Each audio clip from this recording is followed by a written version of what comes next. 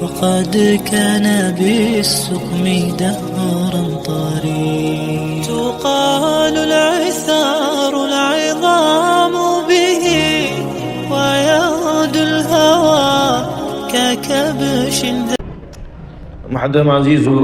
بزرگ اور دینی مانی بھائیو، گزشتہ ہفتے قرآن کریم کی آیات کے سلسلے میں ان کی وضاحت میں یہ بات آئی تھی کہ اللہ تعالیٰ نے ایمان والوں سے اور نیک عمل کرنے والوں سے وعدہ فرمایا ہے کہ ان کو زمین میں ضرور خلافت عطا فرمائے گا، جیسا کہ ان سے پہلے لوگوں کو خلافت عطا فرمائی۔ اور دوسرا وعدہ یہ فرمایا کہ ان کے لیے ان کے اس دین کو پائیدار کر دے گا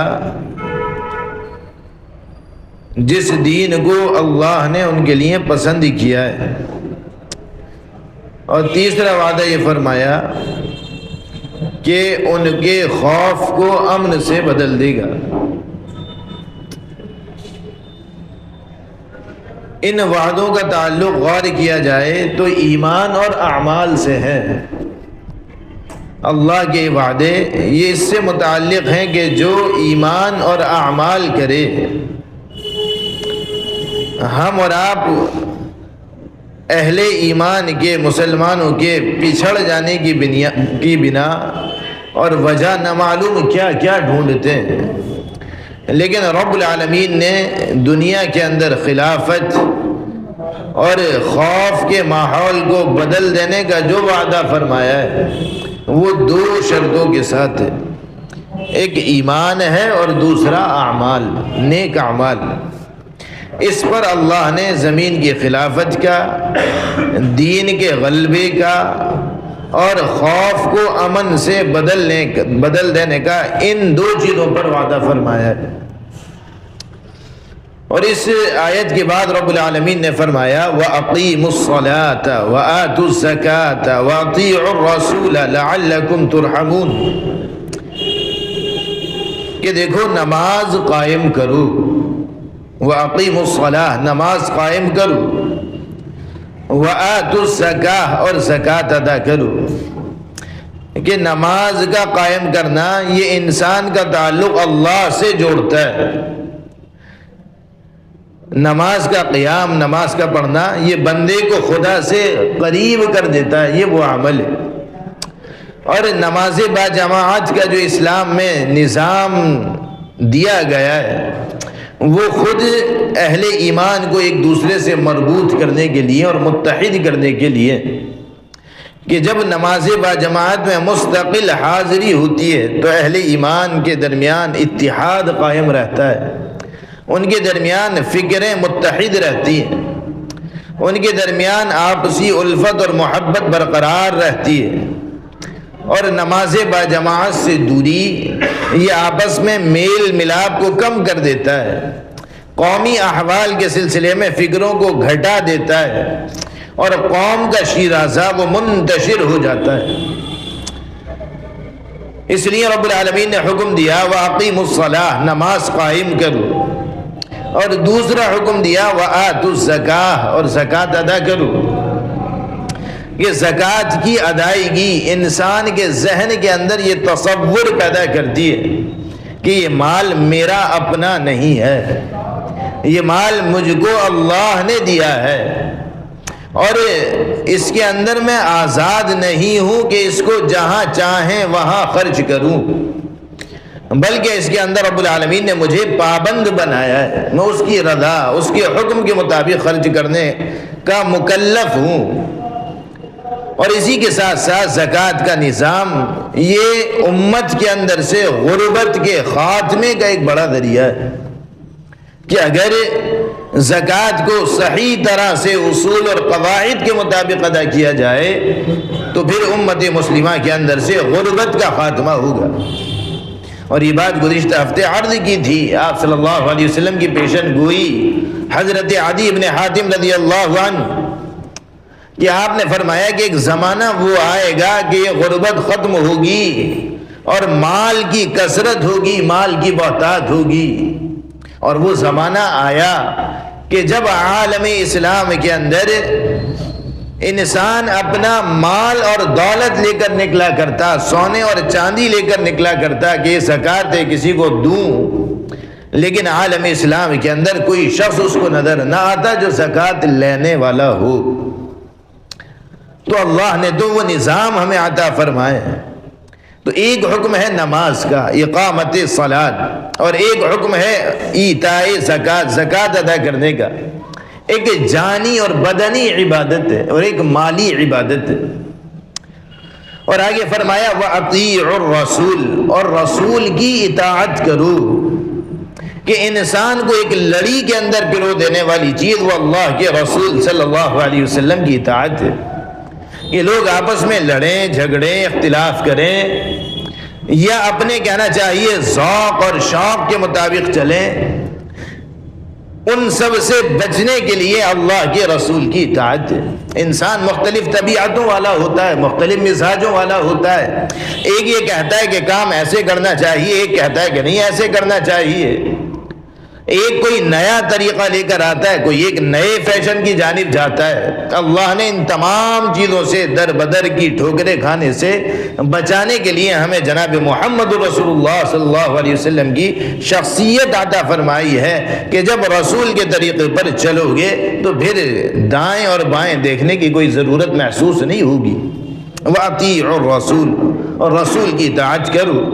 لَعَلَّكُمْ تُرْحَمُونَ، تاکہ تم پر رحم کیا جائے،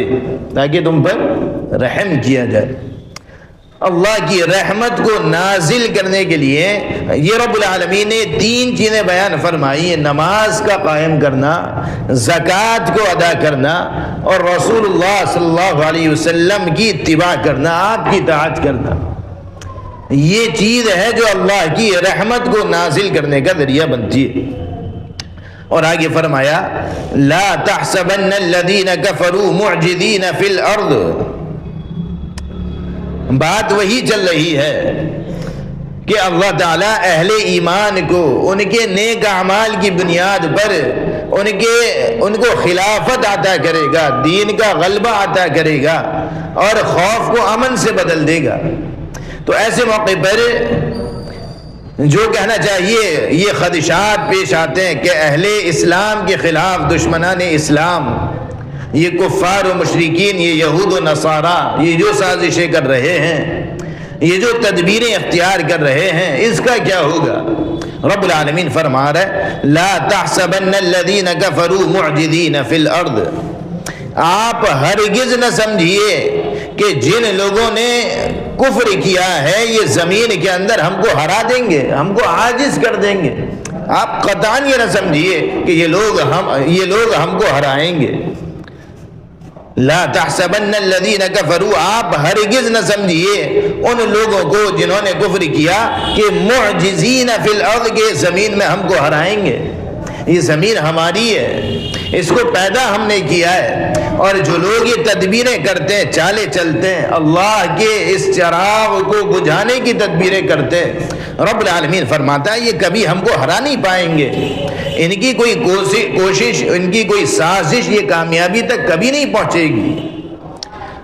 وَمَأْوَاهُمُ النَّارُ، دنیا کے اندر بھی یہ لوگ ناکام ہوں گے، ہرا نہ سکیں گے زمین کے اندر، اور جب یہ آخرت میں پہنچیں گے وَمَأْوَاهُمُ النَّارُ، تو ان کا جو ٹھکانہ ہوگا وہ جہنم ہوگا۔ وَلَبِئْسَ الْمَصِيرُ، اور وہ بڑا ہی برا ٹھکانہ ہے۔ وَلَبِئْسَ الْمَصِيرُ، وہ بڑا ہی برا ٹھکانہ ہے۔ یہاں پر قرآن کریم کا یہ رکوع مکمل ہوا جس کے اندر پہلے منافقین کا اور پھر اہل ایمان کا بیان تھا، اور اس کے بعد انہی کے ذیل میں رب العالمین نے زمین کے اندر غلبے کا، خلافت کا اور امن کا وعدہ فرمایا تھا۔ پھر رب العالمین اگلی چند آیات کے اندر اسی مضمون پر واپس ہوتا ہے جہاں سورہ نور کی ابتدا ہوئی تھی، اور وہ کیا مضامین تھے؟ سماج اور معاشرے کے اندر پھیلنے والی بے حیائی کو روکنے کی تدبیریں فراہم کرنا۔ سورہ نور پوری کی پوری تقریباً اسی سلسلے سے چلی آ رہی ہے، اور اللہ تعالیٰ نے مسلسل وہ احکام دیے ہیں کہ سوسائٹی کے اندر بے حیائیوں کے چور دروازے بند ہو، نظروں پر تالے لگائے گئے، زبان کو لگام دی گئی، کانوں پر بندشیں لگائی گئیں، بے حیائی کے تمام راستوں کا انسداد ان کو بند کیا گیا، گھروں کے داخلے کے سلسلے میں اصول و ضوابط بیان کیے گئے، پردے کے سلسلے میں تفصیل کے ساتھ احکام بیان کیے گئے۔ یہاں پر رب العالمین نے پھر دوبارہ سے اسی سلسلے کو شروع فرمایا ہے اور اسی کے کچھ آداب بیان فرمائے۔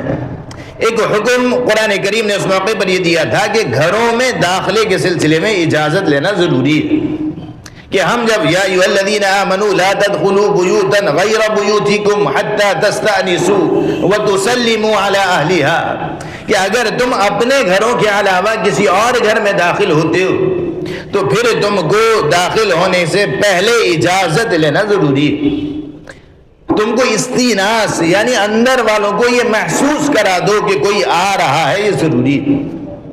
اس موقع پر یہ بات بہت تفصیل کے ساتھ آئی کہ انسان کو خود چاہیے کہ اگر اس کی ماں کا گھر بھی ہے، وہ باہر سے آ رہا ہو تو اجازت لے کر آئے۔ ایک صحابی کا واقعہ اس موقع پر بیان فرمایا کہ اللہ کے رسول، میں اپنی ماں کے گھر میں جاتا ہوں تو کیا میں وہاں اجازت لے کر جاؤں؟ آپ نے فرمایا کہ جی ہاں، اجازت لے کر داخل ہو۔ کہا کہ اللہ کے رسول، مجھے وہاں جانے کی بار بار ضرورت پیش آتی ہے۔ آپ نے فرمایا کہ اجازت لے کر جاؤ۔ فرمایا کہ ان کا میرے سوا کوئی خادم نہیں ہے۔ آپ نے فرمایا اجازت لے کر جاؤ، کیا تمہیں یہ پسند ہے کہ تم اپنی ماں کو برہنہ حالت میں دیکھو؟ تو یہ جب کوئی بندہ باہر سے گھر کے اندر داخل ہوگا تو اس کو اجازت لے کر داخل ہونا ہے۔ یہ احکام اس موقع پر بیان کیے گئے۔ اور ایک دوسرا حکم جو تھا وہ کہنا چاہیے عورتوں کے پردے کے تفصیلی احکام بتائے گئے کہ عورت پردہ کرے گی، وہ اپنے زیب و زینت کے مواقع کا اظہار نہ کرے گی، لیکن اپنے محرم کے سامنے، جو محرم ہیں ان کے سامنے وہ اپنے چہرے کو، ہاتھ کو وہ کھول سکتی ہے، مواضع زینت کا اظہار کر سکتی ہے۔ اس کے اندر اس کے بھائی ہیں، اس کے والد ہیں، اس کے کہنا چاہیے بیٹے ہیں، اور وہ بچے ہیں جو ابھی سمجھدار نہیں ہوئے، اور اس کے علاوہ بھی اور کچھ اور کہنا چاہیے تذکرہ تھا تفصیل کے ساتھ۔ تو یہ دو باتیں تھیں کہ گھر میں داخلے کے سلسلے میں کہ جب کوئی گھر کے اندر داخل ہوگا تو اس کو اجازت لینی ہے، اور دوسری چیز یہ کہ پردے کے احکام کا تفصیل کے ساتھ رب العالمین نے وہاں تذکرہ کیا تھا۔ یہاں پر رب العالمین نے آگے بڑھ کر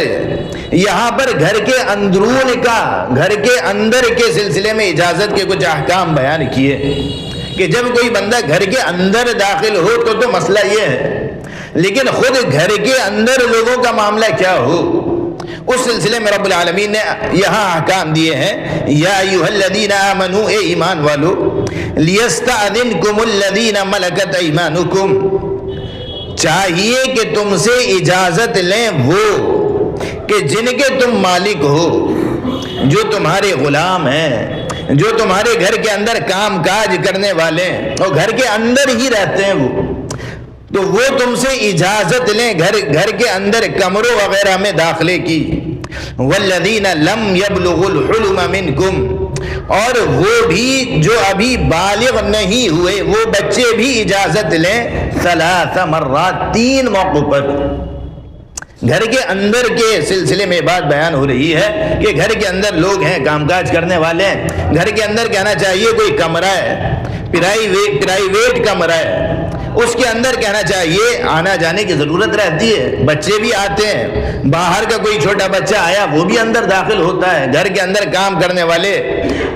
مرد ہیں یا عورتیں،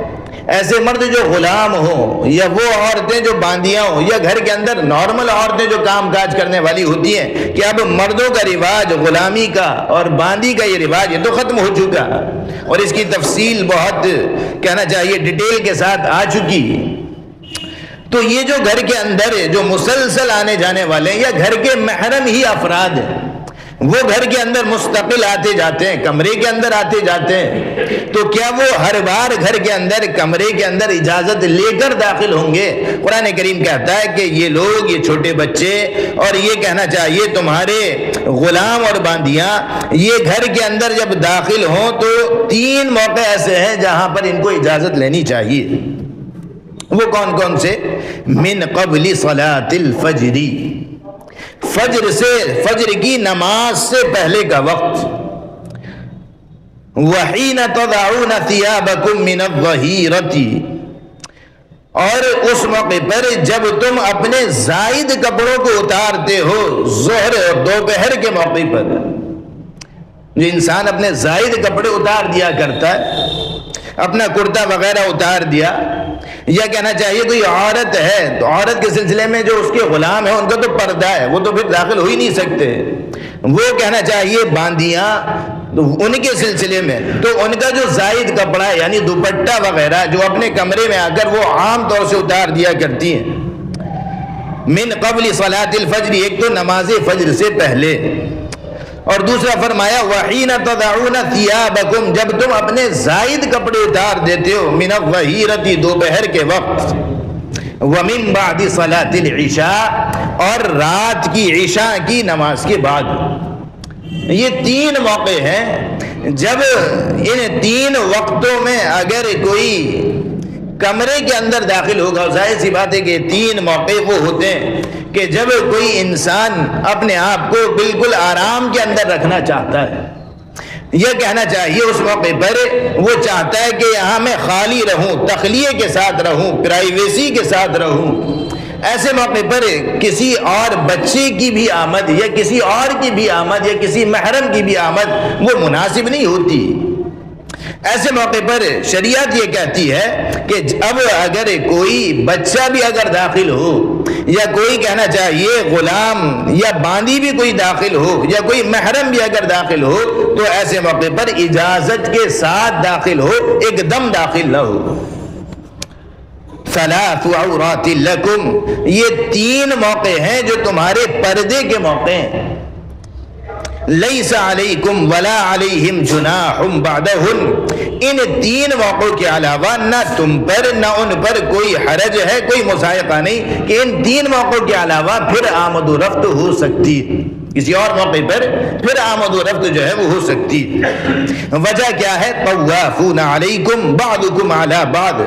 کہ دونوں کا ایک دوسرے کے پاس آنا جانا مسلسل لگا رہتا ہے، بچے بھی آتے جاتے ہیں، محرم ہیں وہ بھی آتے جاتے ہیں،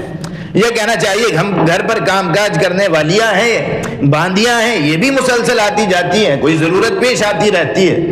تو ان کی ضرورت ہے، ان کی حاجت ہے، یہ مسلسل گھر کے اندر آمد و رفت، ایک کمرے سے دوسرے کمرے، اندر سے باہر، یہ مسلسل ہوگی، اور ایسے موقع پر بار بار اجازت طلب کرنا گھر کے اندر ہی یہ بڑی دشوار ہو جائے گی۔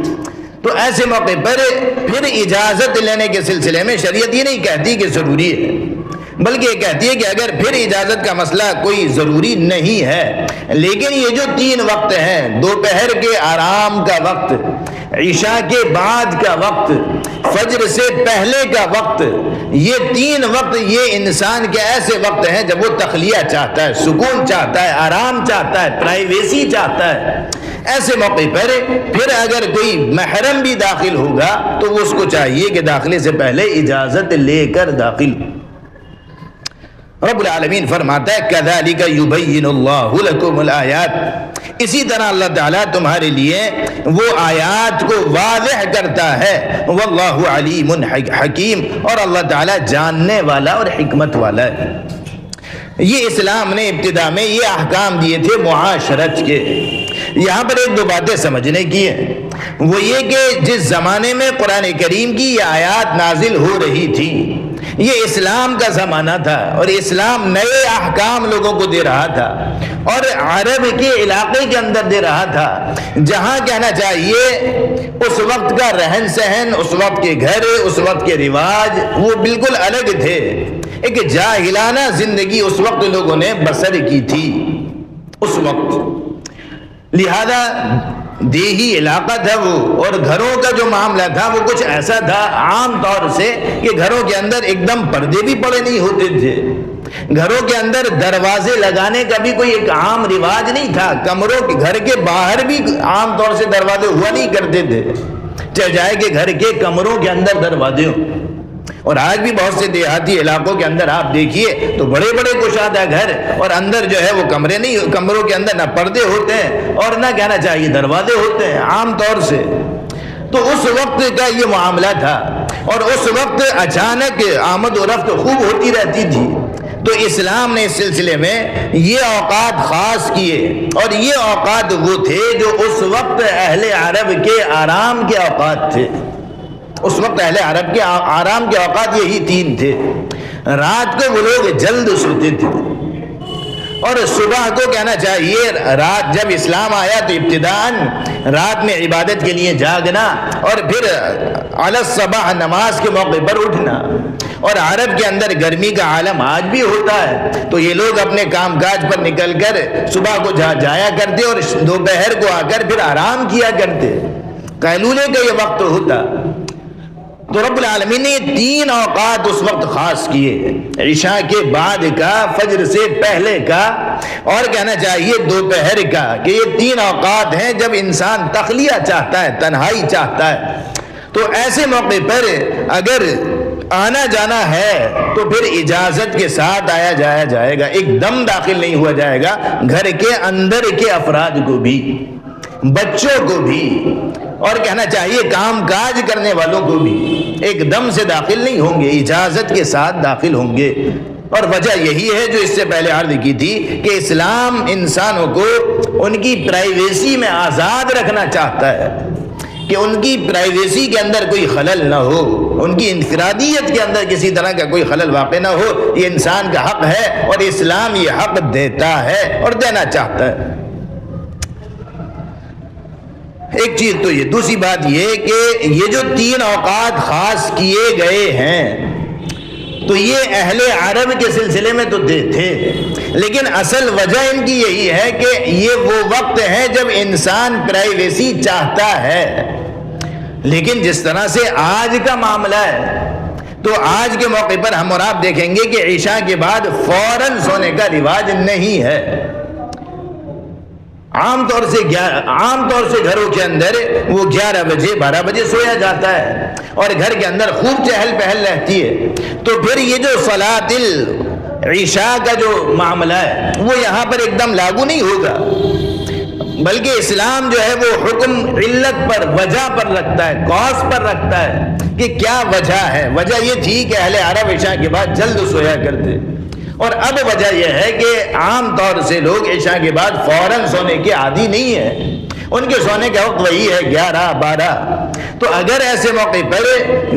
جہاں پر سونے کا عادی کا مزاج نہیں ہے، یا کہنا چاہیے عشاء کے فوراً بعد پرائیویسی کا مطلب نہیں ہے، تو وہاں بھی پھر یہ لوگ اگر کمروں کے اندر بغیر اجازت آنا جانا کریں تو اس حکم کے اندر وہ داخل نہیں ہوں گے۔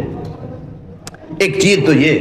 دوسری چیز یہ کہ یہاں یہ سوال پیدا ہوتا ہے کہ قرآن کریم اللہ کی کتاب ہے، قیامت تک کے لیے کتاب ہے، تو اس نے آخر یہ تین ہی وقت طے کیوں کیے؟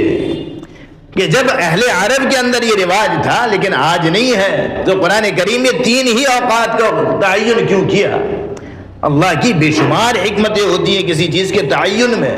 ان حکمتوں میں سے ایک یہ بھی ہو سکتی ہے کہ رب العالمین فطرت بتانا چاہتا ہے کہ انسانی فطرت اور اصل مزاج انسانوں کا یہ ہونا چاہیے کہ وہ عشاء کے بعد جلد سو جائیں، اصل یہ ہے۔ اور آپ صلی اللہ علیہ وسلم کی حدیث، آپ کا معمول، آپ کے فرمان وہ اس کو واضح کرتے ہیں کہ انسان وہ نماز عشاء کے فوراً بعد سو جائے، دنیاوی باتوں کے اندر نہ لگے، سوائے اس کے کہ کوئی اہم دینی تقاضا ہو یا کوئی اہم دنیاوی ضرورت ہو، اس کے علاوہ رات کو عشاء کے بعد بات کرنے سے منع کیا ہے، قصہ کہانی کہنے سے منع کیا ہے کہ رات کو عشاء کے بعد فوراً سویا جائے، اور رات کو پھر کسی حصے میں اٹھ کر تہجد پڑھی جائے، اللہ کے سامنے اس کی عبادت کی جائے، اور پھر عبادت کے بعد تھوڑی دیر سویا جائے، نماز فجر کے موقع پر پھر دوبارہ اٹھا جائے۔ یہ اصل فطرت ہے۔ لیکن ہم نے کیا کیا ہے؟ فطرت کو بدل دیا ہے، مسخ کر دیا ہے۔ رات کو تاخیر سے سونا، اور جو سونے کے لیے وقت بنایا گیا تھا، اور صبح کا جو وقت روزی کی تقسیم کا وقت تھا، فرشتوں کی آمد کا وقت تھا، برکت کا وقت تھا، اس کو سو کر گزار دینا اور پھر کہنا چاہیے 9 بجے 10 بجے اور نہ معلوم کتنے بجے اٹھنا، یہ فطرت کے موافق نہیں، یہ فطرت کے خلاف۔ اصل یہ ہے کہ بندہ رات کو جلد سوئے، صبح کو جلد بیدار ہو، اور دن میں دوپہر کو تھوڑی دیر قیلولہ کرے، کھانا کھائے، اس کے بعد تھوڑی دیر آرام کرے، اس موقع پر سوئے۔ یہ اصل فطرت ہے۔ رب العالمین نے اسی لیے ان 3 موقعوں کو ذکر کیا، یہاں پر بیان کیا۔ اس کے بعد فرمایا وَإِذَا بَلَغَ الْأَطْفَالُ مِنْكُمُ الْحُلُومَ۔ اب اس زمانے کے اندر وہ کہنا چاہیے جو میں نے بات عرض کی کہ وہ زمانہ تھا کہ جب پردوں کا رواج کم تھا، دروازوں کا رواج کم تھا، اور انسان کہنا چاہیے پرائیویسی کے سلسلے میں، تنہا رہنے کے سلسلے میں وہ اوقات کا خیال رکھا کرتا تھا۔ لیکن اب رہن سہن اور معاشرت کافی تبدیل ہوئی ہے، اور کہنا چاہیے دروازوں پر پردے کا، اور کہنا چاہیے خود دروازوں کا، اور پھر کہنا چاہیے اس کے اندر کنڈی وغیرہ کا یہ رواج عام ہوا ہے۔ ایسے موقع پر اب انسان خود سے احتیاط کرتا ہے، تو پھر رہن سہن کے اندر اگر کچھ تبدیلیاں اگر ہم اپنے طور پر خود سے محسوس کریں تو اسلام کے اندر اس کی گنجائش ہے۔ حضرت ابن عباس رضی اللہ عنہ، ان کی ایک روایت ملتی ہے، فرماتے ہیں 2 طرح کی روایتیں حضرت ابن عباس رضی اللہ عنہ کی ملتی ہیں۔ فرماتے ہیں کہ قرآن کریم کی 3 آیات پر عمل کو لوگوں نے چھوڑ دیا ہے۔ صحابہ کرام کے زمانے کی بات ہے، اس زمانے کے اندر فرماتے ہیں کہ قرآن کریم کی 3 آیات کے سلسلے میں اہل ایمان نے عمل کو چھوڑ دیا ہے۔ اس میں سے ایک آیت کا ذکر یہ کیا کہ اسلام نے حکم یہ دیا تھا کہ جب تم آپس کے اندر گھروں میں رہو تو ایک دوسرے کے پاس آنے جانے میں ان 3 موقعوں پر احتیاط برتا کرو، بغیر اجازت نہ جایا کرو، لیکن اس پر عمل کو ترک کر دیا ہے۔ اور دوسرے موقع پر فرمایا کہ دوسرا حکم قرآن کریم کی ایک دوسری آیت کا کہ جب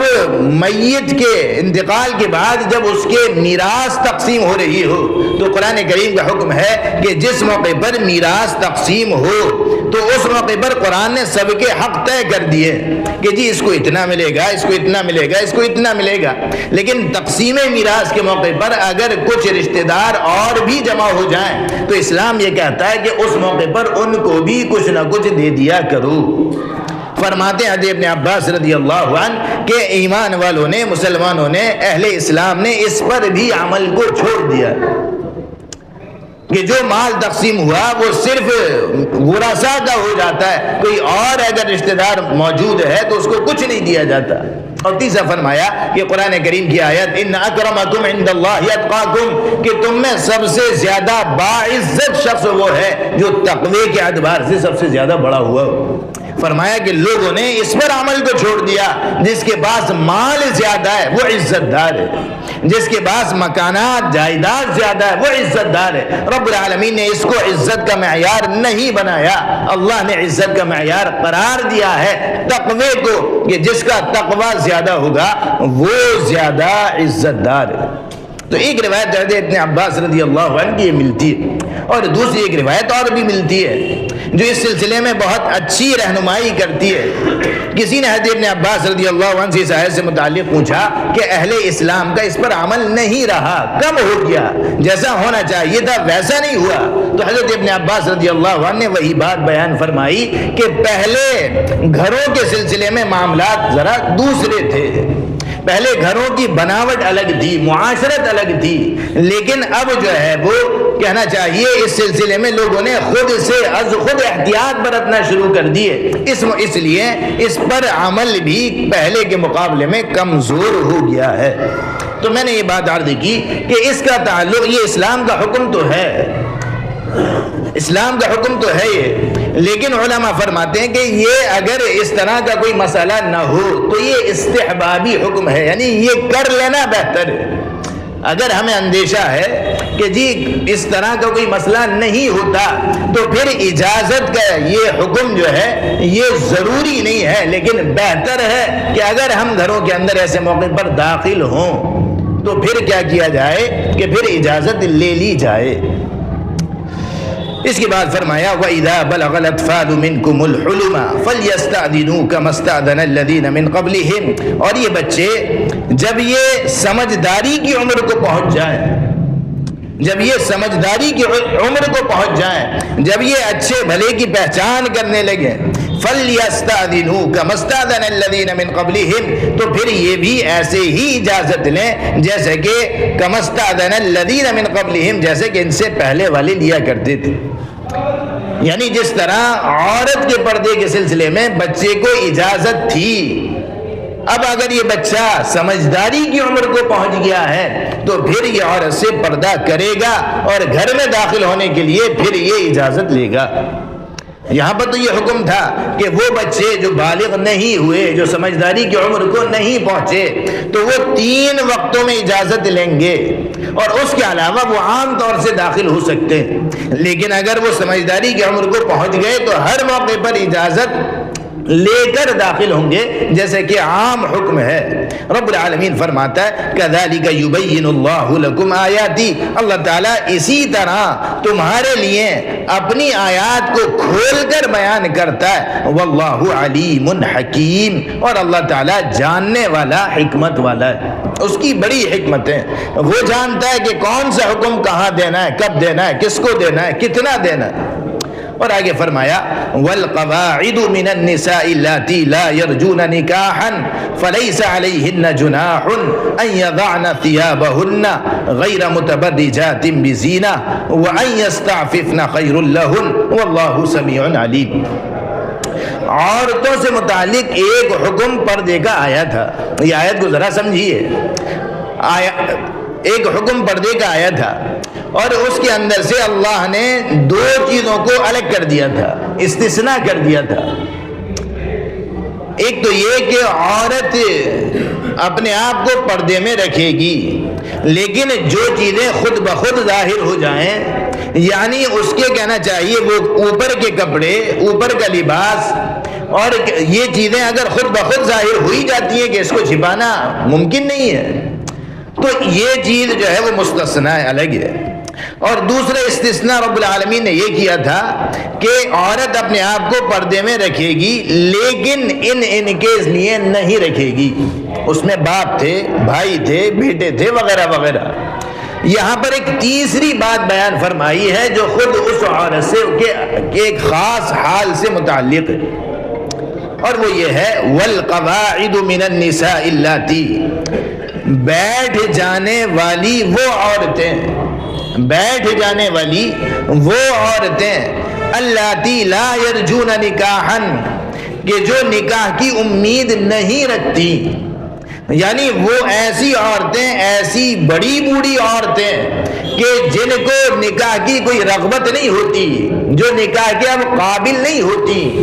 یا کہنا چاہیے جن کی جانب اب مرد متوجہ نہیں ہوتے نکاح کے لیے، جن کے اندر کوئی اٹریکشن نہیں رہتا، کوئی کشش نہیں رہتی کہ اب ان کا نکاح نہیں ہو سکتا۔ رب العالمین فرماتا ہے فَلَيْسَ عَلَيْهِنَّ جُنَاحٌ، ان پر کوئی حرج نہیں، أَن يَضَعْنَ ثِيَابَهُنَّ، کہ وہ اپنے اس زائد کپڑے یعنی دوپٹے وغیرہ کو اور چہرے کو ڈھکنے کے لیے جو نقاب وغیرہ استعمال کیا جاتا ہے، اگر یہ اس کو ہٹا دیں تو ان پر کوئی حرج نہیں ہے۔ یہ حکم ہے کہ ایسی بڑی بوڑھی عورتیں کہ جن کے اندر اب کوئی اٹریکشن نہیں ہے، ان کا نکاح نہیں ہو سکتا، تو وہ اپنی اس عمر کے اندر اگر چہرے کو اپنے کھول لیں تو پھر ان پر کوئی گناہ نہیں ہے۔ آگے فرمایا غیر متبرجات بزینہ، لیکن شرط یہ ہے کہ یہ جب اپنے چہرے کو کھولیں گی تو سجیں گی سنوریں گی نہیں۔ یہ نہیں کہ خوب زیادہ میک اپ کر لیا، اچھے سے کپڑے پہن لیے، اپنے آپ کو بنا دیا اٹریکشن کہ ہماری جانب لوگ مائل ہو، ایسے موقع پر نہیں، ایسے موقع پر پھر چہرہ ڈھانکیں گی۔ عام حالات کے اندر جب یہ سجی سنوری نہ ہو، ایسے موقع پر اگر یہ اپنے چہرے پر سے اس نقاب کو ہٹا دیں، اس دوپٹے کو ہٹا دیں، تو اس کی کہنا چاہیے ان کے لیے اجازت ہے۔ علماء فرماتے ہیں کہ بڑی بڑی عورتوں کا، اس طرح کی بڑی بڑی عورتوں کے سلسلے میں حکم پھر محرم کا ہے، کہ جس طرح محرم مرد اپنی محرم مستورات کو دیکھ سکتا ہے، اس کے چہرے اور ہتھیلیاں وغیرہ کو، اسی طرح یہ بڑی بوڑھی عورتیں جو بہت زیادہ بڑی بوڑھی ہو جائیں تو ان کے سلسلے میں بھی پھر حکم محرم کا لگ جاتا ہے، اور ان کے چہرے کو اور ہتھیلی وغیرہ کو ظاہر اگر وہ کریں تو چونکہ فتنے کا اندیشہ نہیں ہوتا اس لیے اس کی گنجائش ہے، لیکن شرط وہی ہے غیر متبرجات بزینہ، کہ وہ اپنے زیب و زینت کو ظاہر کرنے والی نہ ہو۔ اور آگے فرمایا وَأَن يَسْتَعْفِفْنَ خَيْرٌ لَهُنَّ، اور اگر وہ پردہ کریں، پاک دامن رہنا چاہیں تو یہی ان کے لیے بہتر ہے۔ اگر وہ پاک دامن رہنا چاہیں، اگر وہ اپنے آپ کو پردے میں رکھنا چاہیں تو یہی ان کے لیے بہتر ہے۔ قرآن کریم کا یہ جملہ بہت اہم جملہ ہے۔ بعض جو آج کل نئے ذہن کے لوگ ہیں وہ یہ کہتے ہیں کہ جی اسلام نے پردے کے سلسلے میں اتنی پابندیاں نہیں لگائی ہیں جتنی آج کے دیندار لوگوں نے، مولویوں نے لگا رکھی ہے، اسلام نے نہیں لگائی۔ اور وہ یہ چاہتے ہیں کہ نہیں، اگر کہنا چاہیے یہ عورتیں جو برقعے میں اور سر سے لے کر اور پاؤں کے ناخن تک یہ اپنے آپ کو کور کیے ہوئے ہیں، ان پر ان لوگوں نے ظلم کیا ہے۔ اور بہت سے اہل اسلام یہ بات کہتے ہیں۔ ایک بڑی اسلامی یونیورسٹی، اس کے کہنا چاہیے ایک بڑے اسکالر نے یہ بات لکھی تھی کہ جی اسکارف پر پابندی لگنی چاہیے کہ یہ عورتوں پر ظلم ہے، کہ وہ جب عورتوں ہی کے درمیان میں ہے تو وہاں پر اسلام نہیں کہتا، لیکن وہ وہاں پر بھی اسکارف باندھ کر آتی ہے، یہ پابندی ختم ہونی چاہیے۔ تو وہ لوگ یہ کہتے ہیں کہ اسلام نے وہ قیدیں نہیں لگائیں جو دیندار لوگوں نے، مولوی لوگوں نے وہ عورتوں پر تھوپی ہیں۔ یہ بات یہاں پر ذہن میں رہے کہ اسلام عورتوں کو پردے کے سلسلے میں واضح حکم دیتا ہے کہ تم کو کس طرح رہنا ہے، کہاں کہاں تمہارے لیے گنجائش ہے۔ بوڑھی عورتوں کے سلسلے میں یہاں گنجائش کو ذکر کیا، گھر کے اندر عام طور سے رہنے کے سلسلے میں وہاں گنجائش کو ذکر کیا، لیکن اس کے باوجود اگر کوئی عورت اس گنجائش پر عمل نہ کر کر خود سے عزیمت پر عمل کرے، خود سے پردے کا پابند بنے، جیسے کہ فرمایا یہاں پر کہ اگر کوئی عورت، بوڑھی عورت، اس کو اگرچہ گنجائش ہے لیکن اس کے باوجود بھی اگر وہ پردے پر پابند بنے تو اسلام یہ نہیں کہتا کہ جی ایسا غلط کر رہی ہے، بلکہ اسلام اس کی حوصلہ افزائی کرتا ہے،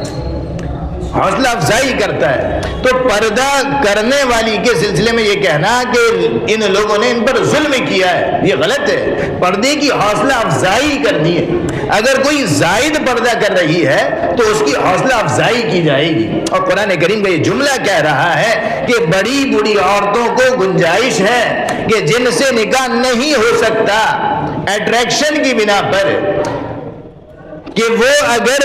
اپنے چہرے کا کو ظاہر کریں تو اس کی گنجائش ہے، لیکن وَأَن يَسْتَعْفِفْنَ خَيْرٌ لَهُنَّ، اگر وہ خود سے پردہ کریں یہ ان کے لیے بہتر ہے۔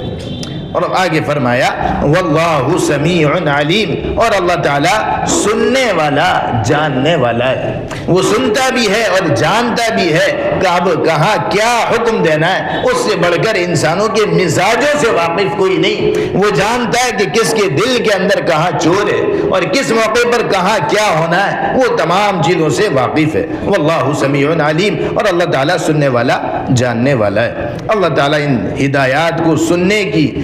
اور سمجھنے کی اور سمجھ کر عمل کرنے کی توفیق نصیب فرما دے۔ ایک دو باتیں یہاں پر